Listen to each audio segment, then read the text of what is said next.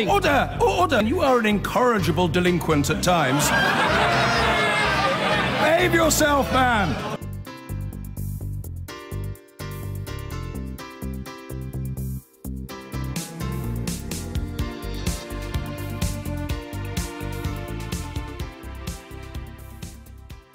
Right, we're going to start by talking about fixed odds betting terminals. Like these, well, they have been described by some as the crack cocaine of gambling because they are so addictive, obviously. It is possible to lose really a lot of money in a very short amount of time on one of these machines. But now, the maximum stake for FOBTs could drop to as little as £2 under a government review. At the moment, people can bet up to 100 quid every 20 seconds on the gaming machines, but proposals could limit that to between £2 and £50. The rise of fixed odds betting terminals is an issue we've been covering for years on this programme, both on the TV and on the radio, where we've heard from addicts who have lost hundreds of thousands of pounds on them. Last year, an investigation by this programme found staff in betting shops telling us they were being told to offer customers perks and incentives to keep them playing on those controversial high-stakes machines. I was in that hairdresser's over the road, and I don't know what happened. I came out of the hairdresser's, I thought, oh, go on, what's the harm? I'll go in and I'll have a go. The addiction's always present. I fed in what I had in my wallet, which I think was about £90. Then I came out, took some money out of the cash point, and at this point I was totally devastated and just completely caught up in the gambling. In a red mist is probably the best way to describe it, or a fog. And I just went to the counter and I said, you know, 500, I lost that in the space of a few minutes, 1,000, lost that, 1,000, lost that, and another 1,000 until I had no more money in my bank account. And how did you feel after losing that? Devastated. At this point, the plan was still for my wife and child to come and live here in this country with me. I'd got a flat set up and everything ready to go, but because of that relapse and because my wife realised I was still very much in the gambling, you know, the addiction was there. So let us know your reaction to the proposed changes through the programme this morning, particularly if you have used fixed odds betting terminals. You can send me an email, you can tweet, Facebook, the usual. Right, let's talk now to Jason Hadigan, who was a gambling addict who lost a fortune on fixed odds betting terminals.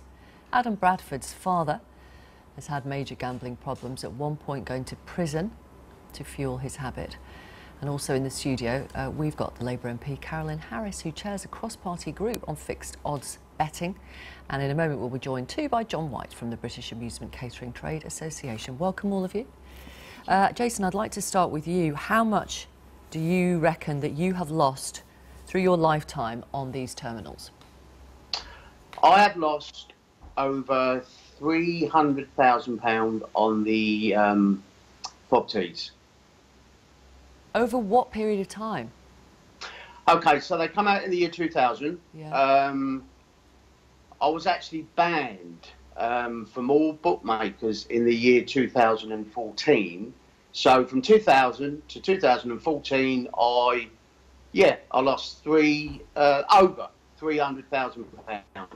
Wow. Yes. And where did you get the money from? How did you afford it? I was actually conning the bookmakers to fuel my gambling addiction, yes.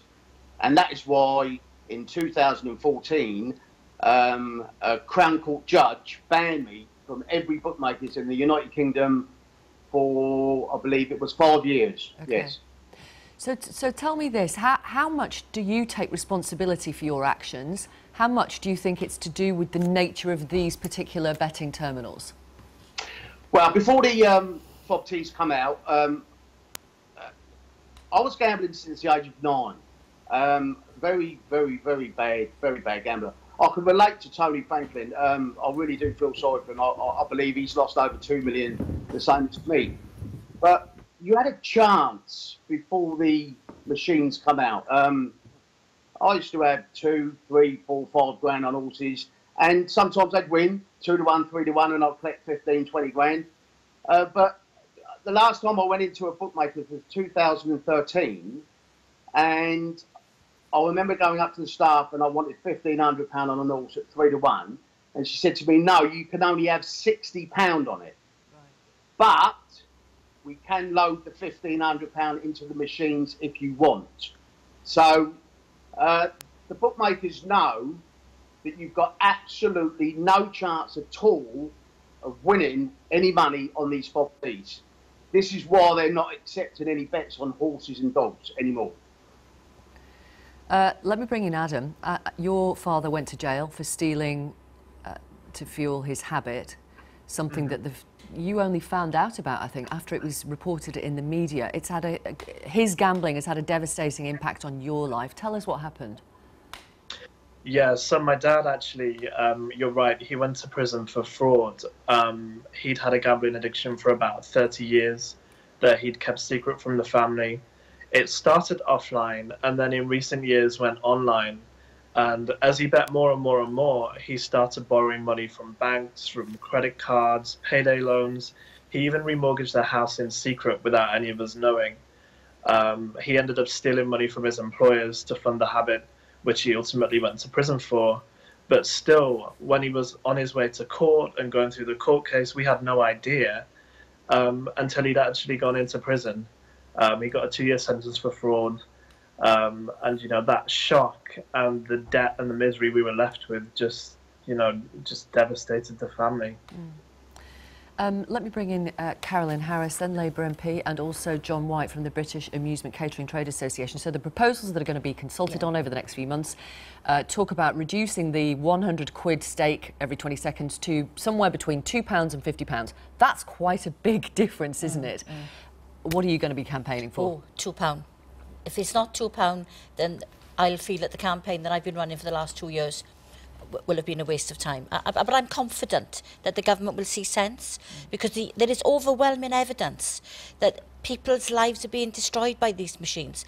And I'm interested to hear what Adam was saying. So many people I've spoke to have had to steal in order to feed their gambling habit. They don't have to steal, of course, do they? No, but we would not say that about a cocaine addict. We accept that people have a problem with drugs, and we accept that they commit crime in order to feed that. It's exactly the same with these machines, but nobody's acknowledging the fact that these machines are as dangerous as any other drug. When you see the statistics that say that 31% of the people who actually use these machines earn less than £10,000. So where do they get the money to put into these machines from? They're not earning it. No. It's got to come from somewhere. John White, just be clear for our audience what kind of organisations you represent. So BANCTA represents the amusement machine industry. So that's your seaside amusement arcade, the people that put machines in pubs and clubs, and adult gaming centres on the high street. So, and where do you stand on whether it's a £2 stake every 20 seconds or anywhere up to £50? We think it should be reduced quite substantially, and £2 because you would get be more business compared to the betting shops? No, not at all. It's just about striking the right balance between what is appropriate for those people that wish to play on machines and enjoy what they have to offer, and the harm that machines can cause to some people. And quite frankly, £100, £50, £20, the numbers that are quoted in this consultation paper just don't cut the mustard. You're not going to see, from all the evidence that I've seen, any reduction in the harms that these machines can cause. As a Labour MP, you'll be concerned about jobs, of course. You know the betting industry say if you reduce the stake to £2, thousands of people will be out of work in the gambling industry. Well, I don't accept that, and the reason why I you just don't believe them. Well, no, I don't believe them. I mean, the point is, they cluster shops. They're only allowed 4 machines per shop, so they cluster. They will put 4, 5, 6, even more betting shops in the close proximity. They are sole worker operations. The truth of it is, they make so much money from these machines that they open up extra shops in order to take over 50% of their revenue comes from these machines. Exactly. You know, that's what they're saying. That's why people will be out of work. Yeah, but no, I mean, if we close well, you've just done the maths yourself. I've done the maths, but what I'm saying is that if we actually had better businesses on the high street, if we reduced the stake, there'd be more income that people could spend in cafes and restaurants. There'd be better shops in the high street.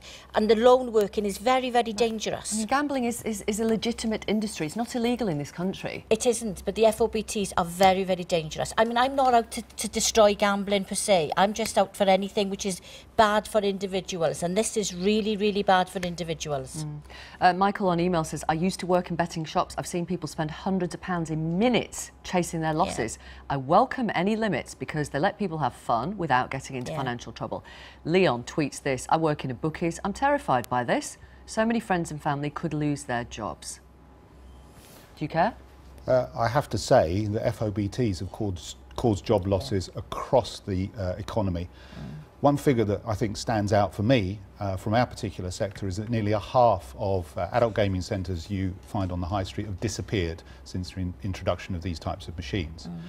It is perfectly right and proper that a sustainable bookmaking industry should exist on the high street, likewise adult gaming centres, likewise family entertainment centres. But I come back to that word again, Victoria, it's balance.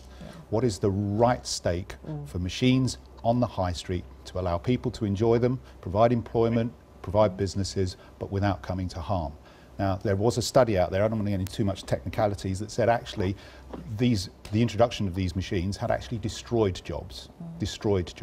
So I don't buy the argument that's being put forward, although for each individual, of course, it's a tragedy and one sympathises. Jason, you want to come back in there? Yeah, a good point what Caroline's just made. Now, they're saying that there's going to be 16,000 people out of a job if the stake gets reduced to £2. I actually believe there's more than 16,000 people that have lost their job because they've got addicted to the FOBTs. Okay. Well, thank you, all of you. Thank you very much for coming on the programme. We'll see what happens in the next few weeks. There's obviously going to be a lot of lobbying and a lot of campaigning going on. Thank you. Caroline Harris, Labour MP, John White from the British Amusement Catering Trade Association, Adam Bradford and Jason Hadigan, we're grateful for your time. Thank you. Well, as well as those changes to fixed odds betting terminals, there are also plans to tackle the way online betting sites are sold and advertised. Last week, this programme revealed that 95% of TV advertising breaks during live UK football matches feature at least one gambling advert, as revealed by our reporter Jim Reid. So what is the government saying? They are saying this morning that they want to tighten some of these rules around advertising. So we're talking about a crackdown, in particular on betting adverts appearing in the social media feed of under 18s, which is one thing that there's been a big campaign about in the press. And also new rules on adverts which encourage impulsive gambling. They're going to be banned. Now, if you do watch a lot of live football, a lot of the adverts in that are very much, you know, the message is bet now, go online, bet now, best odds now if you go online. So it's presumably adverts like that that would fall foul of those kind of new regulations. Some people would like things to go a lot further, though, I think, wouldn't they? Well, at the moment, you've got this situation with advertising and gambling in the UK, where actually it's banned, or the rules ban it, before the 9 PM watershed. But there's an exception, and that loophole is for any sort of live sport. And that is one reason why you've seen this big increase in gambling adverts in live football matches in the last 5-10 years. You were talking earlier on, we did some research last week showing that in some games now 1 in 3 of the adverts, and these are all shown before the watershed, are for gambling companies. So some people think, look, they need to be completely banned in live sport. That's what you have seen in other countries. In Australia, for example, they've just done that. At one point, we did think that's the way the government was going to head in this country. They haven't gone that far, so they will still be allowed to advertise in football matches. There will be a new pot of money, so we think between £5 and £7 million a year for an advertising campaign now for responsible gambling. That's going to be funded by the industry, and those ads will be shown in live football matches. OK, and what response has there been to that? Labour saying this morning that that doesn't go far enough. The Deputy Leader, Tom Watson, speaking about it this morning, asked about adverts. Now, they won't go as far at the moment, Labour, as saying these adverts should be banned. They do say more research is needed to show that they lead to more problem gambling. They would take some extra measures, they say, including banning betting firms advertising on football shirts, for example. OK, thank you, Jim. A couple more comments from you. This texter says, I'm a compulsive gambler. The sooner they cap the terminals to £2 per stake, the better. If this was done while I was gambling, I know I wouldn't have had the same outcomes as I did. People's lives are being destroyed by these machines. This email from Lorraine. My brother would steal whatever he could from our family to fund his gambling. This has gone on for years. He's won big, but he's lost a lot bigger. Unknown for a long time, my sister was also stealing from my mum and dad through their bank accounts. She daily gambles, playing bingo, going to the local betting shops, playing on the machines and betting on the horses. Email from Mick, who says, the betting shops have become high-stake amusement arcades. These machines should never have been allowed in bookies in the first place. The bookmakers have become reliant on them for their profits, but the FOBTs should be taken out. Let's talk now to Terry White, whose gambling problems have cost him £500,000. Also with us, I'm joined by Conservative MP Sir Peter Bottomley, who's Secretary for a cross-party group on fixed odds betting. Terry White, hello to you. Hi, good morning, Victoria. Tell us about your own problems. Well, I've been a gambler since the age of about 15 even, and usually bet on sports, horse racing and mainly football. And it was relatively under control, and I was actually quite successful of it and made a few £100,000. But sadly, when these machines were introduced into the betting shops about 15 years ago, I went from sort of £5 and £10 stakes, immediately betting in hundreds and then in thousands and then sadly in tens of thousands, to the extent that I've now lost my home. I'm about to be made bankrupt, and I admit that I am addicted to them, and I believe that the betting operators have not helped me enough, and certainly they've not recognised that for quite a few people we have serious issues with them and there needs to be tighter regulation. If the stake had been £2, do you think your life would have been very different? Oh, very much so, Victoria. I mean, it would have simply have been not just a few thousand, which obviously is a lot of money to many people, but it certainly wouldn't have created the buzz and high stakes adrenaline that you get when there's multiple hundreds and thousands of pounds at stake, which is only known to people who have this addiction. The terrible feeling that you get when you're stealing, you're begging, you're doing all sorts of things to feed the addiction. The betting shop staff can't really help, to be honest with you, Victoria. They're under a lot of pressure to obviously come and make customers aware that they're spending perhaps over what they should. But realistically, you know, they're employees of a betting organisation, and their first responsibility is to their employers, I guess. Sir Peter Bottomley, the proposals which are going to be consulted on over the next 3 months suggest a stake could be £2, but it could be £50. What would you go for? I'd go for £2. I think we ought to have Terry's law. If we brought it down to £2, people like he could have fun, they could have risk a bit, lose a bit, perhaps gain a bit, but mainly lose, and he'd be able to live his life without disturbance. If these so-called betting shops would close, if the machines weren't there at £100 or £50, they aren't betting shops, they're machine shops, and they're ways of stripping money out of people, where nearly £500 million goes to the government. So you clearly have absolutely no sympathy when the betting industry says thousands of jobs will be lost if the stake is reduced. I think the betting industry are beginning to tar themselves with a bad sort of colour. If there were no horses in this country, they could go on running machines. The fact is, we have a lot of employment in our horse industry, breeding, running racecourses and the like. Lots of people involved, lots of employment. They're saying they prefer to get rid of all that and just have these machines where there's virtually no employment except for one person sitting in a so-called shop with about 4 machines there. So they've declared their own stake. Their stake is to rip off people like Terry. So let's bring in Terry's law, bring it down to £2, and then we'll see employment elsewhere. If Terry was spending, say, £10,000 a year on gambling, instead of that, if you put £9,000 of that into extending his house, into buying new furniture and going on holidays, the employment factor there is enormously higher than having one person not supervising gamblers losing money in 4 machines. The all-party parliamentary group on fixed odds betting terminals, has it weakened its case by accepting money from donations from companies that operate rival products to bookies, such as donations from JD Wetherspoon? The simple answer is no.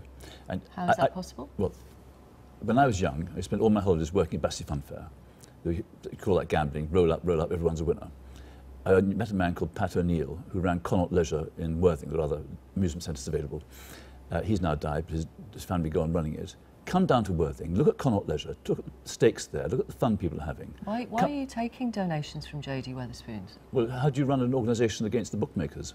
I'm going to give you another example. Take Gala Bingo. Come to Worthing's Roland Road, into Gala Bingo, see people having society, in community, being able to buy food cheaply, stake small amounts of money on their bingo, some small machines, nothing like the kind of pour your money down this slot for these fob teas and contrast that with what some of the so-called bookmakers think they're defending.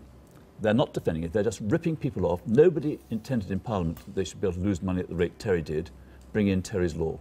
OK, thank you very much. Thank you. Conservative MP Sir Peter Bottomley and Terry White, thank you very much for coming on the programme. Thank you.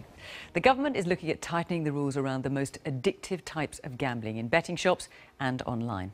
It's launching a 12-week consultation which will look at whether the maximum stakes for fixed odds betting terminals should be reduced. Currently, you can bet up to £100 every 20 seconds. Ministers are looking at whether that should be reduced to £2. The review is also looking at how to protect players against the explosive growth of online gambling fuelled by smartphones. It's now believed almost a quarter of gamblers online are at risk of addiction. And new guidelines on gambling advertising will be drawn up over concerns children are often being targeted. Our media editor Amol Rajan has this report. It's an industry that is centuries old and attracts millions every year. But gambling can also breed addiction.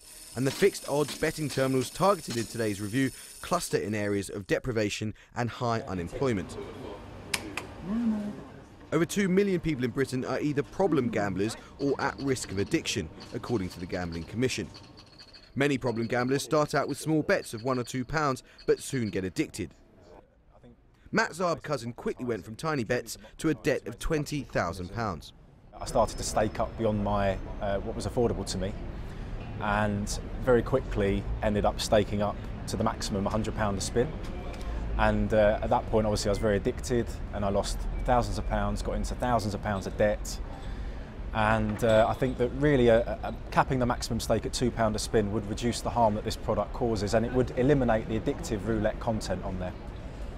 Traditionally, most gambling was done in public places, such as this street in Sheffield, with several betting shops bunched together to tempt punters in. But the internet and smartphone technology has changed this business forever. Nowadays, you don't have to go to the gambling. Instead, it comes to you, around the clock, with a flurry of adverts that some people find hard to resist. He's got a very clear idea. David Bradford went to jail for fraud after running up hundreds of thousands of pounds in debt as a gambling addict. It was through ads on his laptop and mobile phone that he became hooked. I think they're carrying a message. Here's some fun where you could actually make some money. Truth of the matter is, and it's something maybe advertising standards ought to look at, is every one of those adverts, if it was being true, would be saying, come and play this, you're going to lose. His son Adam now campaigns for greater protection around gambling and says the impact on the family has been devastating. We're never ever going to recover from it. The debt that my dad has, let alone the threat of losing the house that we've had since we were kids, the debt will never go. I don't think my dad could ever make a dent in it. And we're always haunted by gambling. Inside Sky Gambling in Leeds, which is 80% owned by private equity, the shift from retail to online has powered a doubling of staff and revenues growing at 40% annually. It's only really been regulated in the UK context for around 3 years. Technology is changing very quickly. I think we need to grow up as an industry and be more responsible and be seen to be more responsible. A liberal worldview may have it that fully informed adult gamblers are free agents, responsible for their own failures. But as the experience of countless addicts can attest, the explosion of ads on and offline has huge consequences for a society in which we all have a stake. Use me as an example. I don't respect myself. I question all my decisions twice now because I don't trust myself. Others don't trust me. Others don't respect me. And you can't put a value on any of that. That just absolutely makes you feel like life isn't really that worth living. And I'm not talking like a suicidal here, but just in weighing things up, it's so exhausting just to stand still. So look at me and don't be me. Amol Rajan, BBC News. Now, the government says the maximum stake on fixed odds betting machines should be cut amid fears that they are fueling a big rise in problem gambling. Now, the recommendation comes in its long-awaited review into the multi-billion-pound industry. But Labour said the plans were a missed opportunity to protect vulnerable people, and they don't go far enough. Richard Pallow heard from one woman whose life was ruined by the machines. It makes me feel quite sick. Like my heart's racing. Just to be outside a betting shop? Yeah, And if I can see anyone on the machines, I just feel like, how much money are you putting in that machine? Is that your month's wages? Place your bets. Fixed odds betting terminals, offering casino-style wins at the push of a button, but disproportionately affecting society's most vulnerable.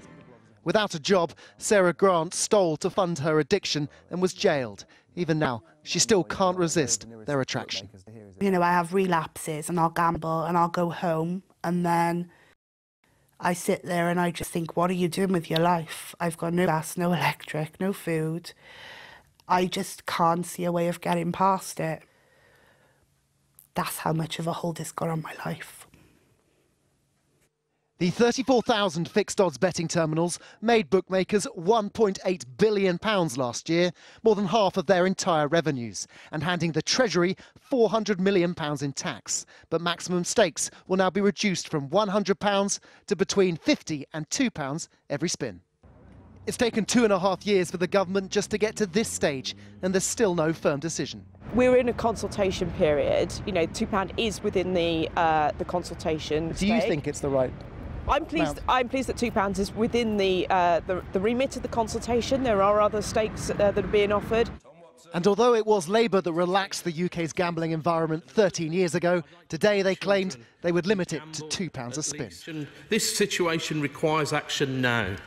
And there's an old maxim that the bookies always win. And they've won again today.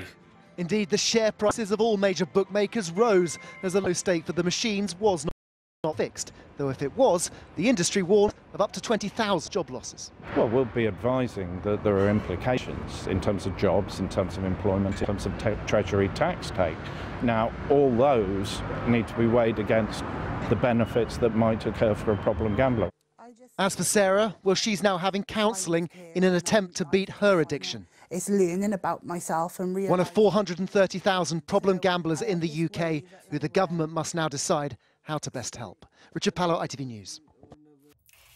Now, they're powerfully addictive and allow punters to bet hundreds of pounds a minute. Now the government has agreed to slash the maximum stake at the tens of thousands of fixed odds betting machines around the country. But it won't happen yet because, having held a review, the government is now launching a consultation. They've been dubbed the crack cocaine of gambling. Fixed odds betting terminals allow gamblers to bet up to £300 a minute. Today, in a long-awaited review, the Department for Digital, Culture, Media and Sport unveiled proposals to address fixed odds betting terminals, as well as online gaming and advertising. The most eye-catching proposal to cut the maximum bet on fixed odds machines from £100 per play to between £2 and £50. Let's drop the maximum you can lose from £100 a spin to £2 a spin and turn these machines into the fruit machines that many of us remember from the 1970s and 80s. But the problem is it's not just gamblers who are at risk of becoming addicted. Last year, bookmakers made a record £1.8 billion from these machines. That's more than half of their total revenues. They argue that imposing a maximum bet of £2 would be catastrophic for their industry, costing up to 20,000 jobs and leading to the closure of thousands of bookmakers. Also slashing a much-needed Treasury income worth more than £700 million in 2016. We've never believed that cutting stake on its own is going to be of great benefit to a problem gambler. We believe you simply displace the problem to other areas which may be less safe. Whether or not gamblers would take their habit elsewhere remains to be seen. But for now, fixed odds betting terminals are a real problem for those struggling with their addiction. Well, earlier I spoke to Tracy Crouch, the gambling minister. I started off by asking her why the government hadn't simply gone ahead and imposed a £2 cap on fixed odds betting terminals as campaigners and the opposition are proposing. Well, we have to go through a consultation process, and I appreciate that there will be many campaigners that find that frustrating. But equally, I think there'll be many campaigners who understand the reasons why we have to follow due process. We have got £2 in the consultation package. It is a number of options. You're quite right to point that out. But the one thing for certain is we will be reducing stakes. But you've had all this consultation, you've had all this delay. Why now another consultation? Isn't that deeply frustrating to you who have been pretty passionate on this issue. Well, that is true, I have, and I've put 2.5 years of my heart and soul into this consultation. We do have to follow a process. We had a call for evidence. It wasn't the same thing as the consultation. The call for evidence demonstrated that there is a great deal of public concern out there about the issue of stakes. Can you give us your personal opinion that the maximum stake should be towards the £2 rather than £50, or can't you give us that guarantee? No, I can't do that because it is a consultation process. The options are in there, £2 is in there, as is 20 and 30 and 50, and we will be looking at all the evidence that is put forward. But you could end up with a £50 stake, which the bookmakers would be very happy about, wouldn't they? £50 is an option that's within the consultation, but then so is £2. So it's up to the public to actually get out there, along with other industry organisations and the wider sector. And the lobbyists for the bookmakers. Well, of course, you know, the bookmakers are perfectly entitled to put their representations forward, but then so are all the other people that have done in the past that I've been engaged with, the faith groups, the individual addicts, many of whom that you've featured on your programmes over a number of months. And I think it's now important that they come forward with the consultation, provide the evidence that shows why it should be a certain stake, and give the reasons behind that, and we will make a decision in due course. You've said you're concerned about gambling addiction. Are you also concerned about the warnings from the bookmakers of 20,000 job losses if you do reduce the maximum stake? Well, clearly we have to look at all of these issues, but I want to be very clear, and it's very front and centre of the consultation, that this is about social responsible behaviour. It's about protecting the most vulnerable in society, not just from problem gambling, but from the harm that's caused by gambling, and that includes not just to the gambler, but to the family and the wider communities. So you're not convinced that 20,000 jobs are at stake? Well, the bookmakers are perfectly entitled to make their case, and I know that the ABB on behalf of their members are doing that. But there are other bookmakers that have come forward and who have asked for us to take action on this issue because it's become a toxic issue for their industry. Paddy Power wrote to me and made it very clear that they would like to see a £10 stake going forward because they want the issue addressed. They want people to go back into their high street stores, and they want to make sure that actually going forward the bookmaker industry can actually provide the right social protection measures for their punters. Are fixed odds betting terminals the crack cocaine of gambling? Well, clearly we believe that they are harmful, which is why we're taking the measures that we are. Crack cocaine? Well, I wouldn't use that term, but they clearly are very addictive, and that's why people have raised the concerns with us. And, you know, I think it's important that we look at this as part of a whole package of measures. We are also doing a lot to address some of the concerns around online gambling as well, which has been seen a real growth area of gambling in the UK. We've had some pretty nasty allegations in recent days about harassment in Westminster. Have you yourself ever been the victim of harassment in or around Parliament? No, I haven't been a victim, but this shouldn't be about me. This is about what we need to do to protect those that have. And it's been very clear that the Prime Minister and the Leader of the House have set out some very firm views to make sure that we set up quickly a procedure that's in place to protect victims. And are you concerned that the allegations that have been coming out in the last few days might once again put off women getting involved in politics? Well, I would encourage any woman that wants to go into politics to do so. It is a great profession to have. It's a great privilege to be a Member of Parliament. And I'm honoured to be Gambling Minister and to try and take forward policy changes in an area which I think we need to do a lot in. Tracy Crouch, thank you very much.